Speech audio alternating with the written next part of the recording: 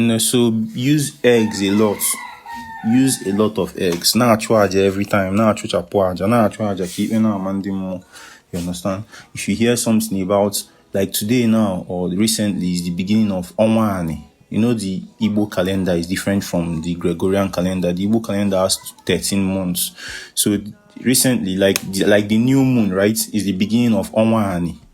So you can offer a sacrifice to your Ani, to the new moon, to the moon now, to this new moon and the entities that claim it. So that would mean that you have to make a sacrifice, right? But right now, maybe you cannot just go and buy a chicken and be killing in somebody's land, right? So maybe you just get an egg and call on your Ani elements, your Ani spirits, your Umuobu, the female spirits of the land, and just toss the egg on the ground for them to take. Akwa Tiwara.